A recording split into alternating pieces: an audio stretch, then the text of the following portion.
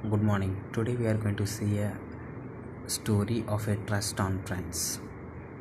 Here, a prince and a minister's son went out for a hunting in the forest. Two persons. One is prince, another one is minister's son. Both are going for the hunting in the forest. After wandering the whole day, they felt angry and were exhausted. They were exhausted because of they were wandering here and there. So they feel to take rest.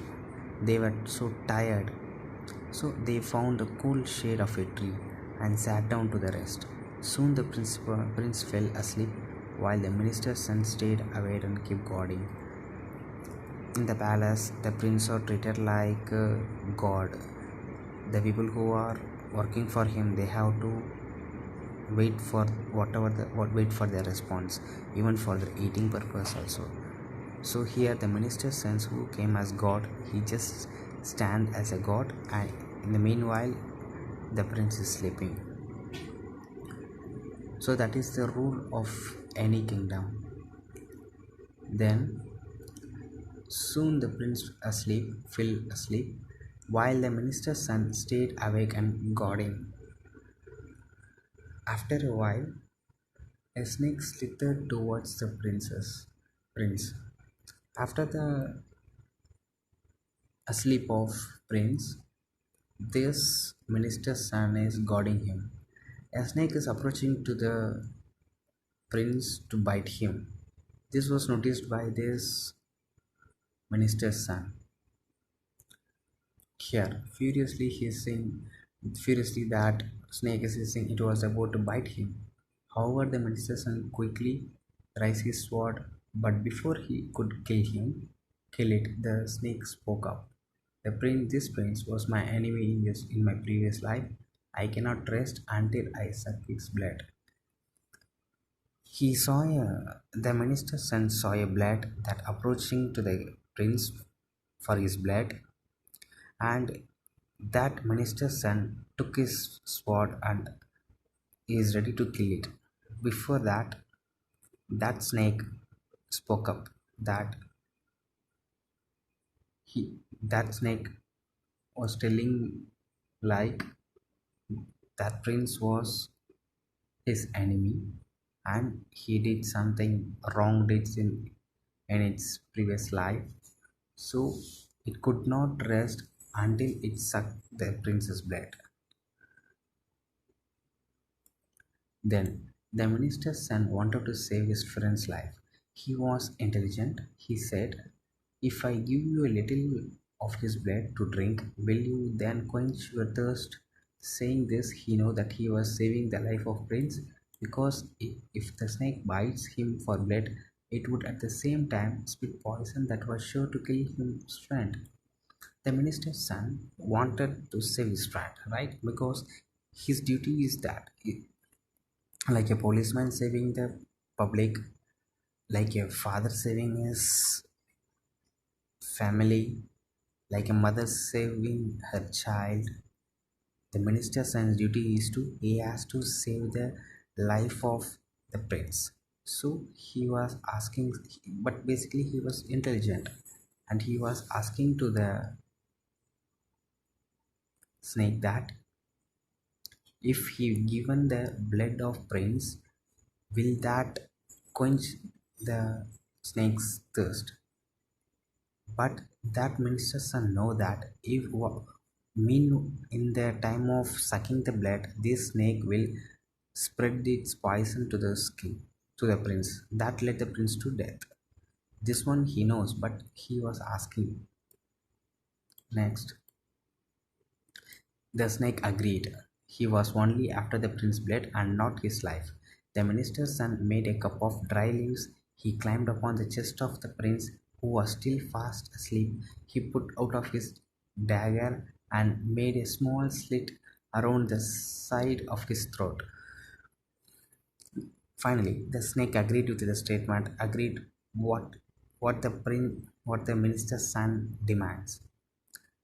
After that, this minister's son, he taken a dry leaves and he taken his dagger. Dagger means the sword which he is having, and he made a small slit around the side of the prince's throat. Small slit in the sense just little bit, little scratch. Scratch means one little amount of blood will be occurring in that, but there is no, it will be not injured.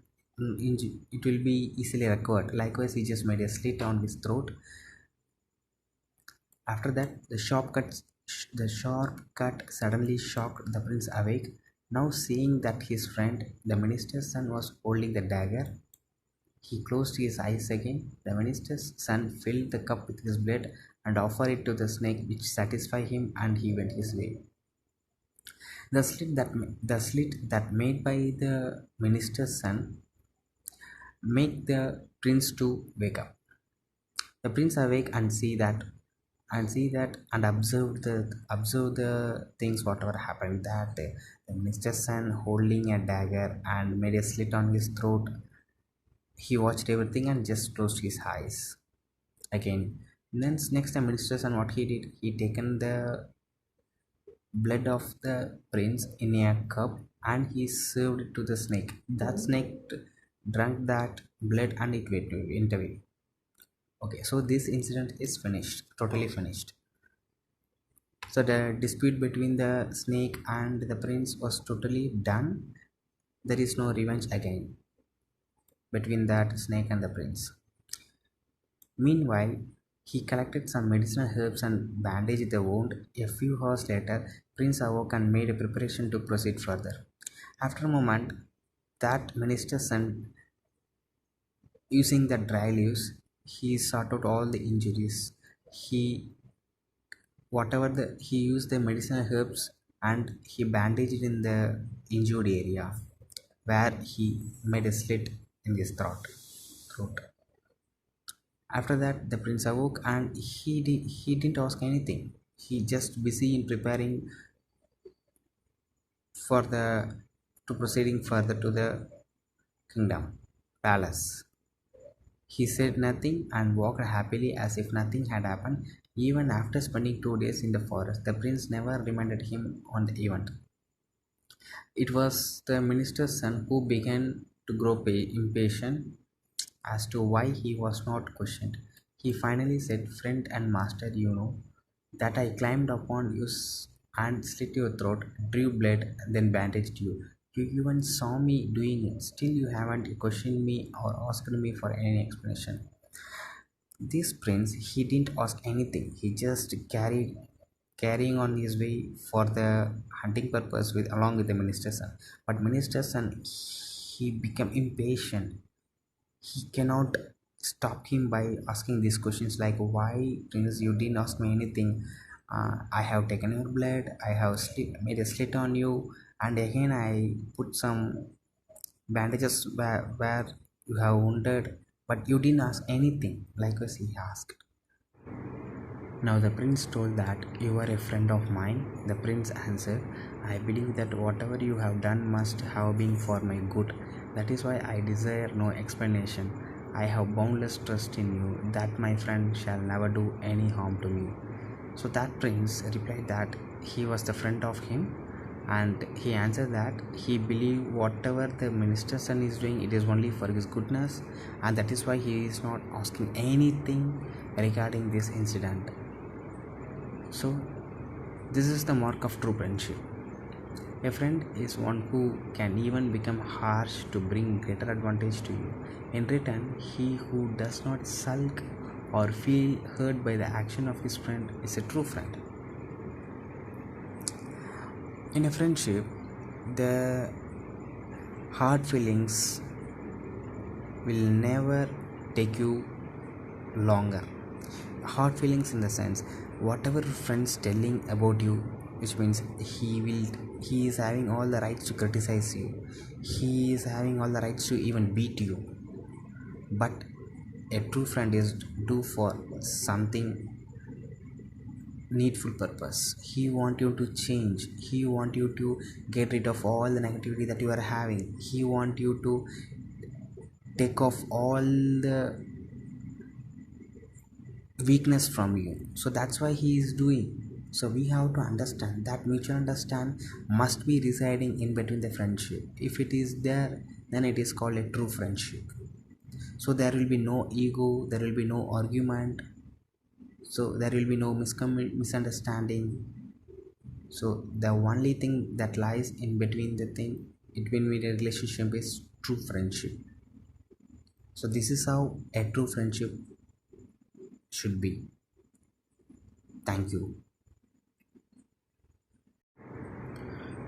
So from that story we got the moral: a friend can do anything and he has all the rights to do with his friend. He has right to beat him, he has right to scold him, he has right to even cut his throat, because whatever thing he is doing, it is good for his friend only. So a friend has to be patient by the deeds of his best friend, because he is doing for something reasonable. Whatever thing he is doing, it is for good reason only. So he has to believe his friend. The reliability that lies between the relationship, that is called true friendship. So this is how a true friends should be. So thank you.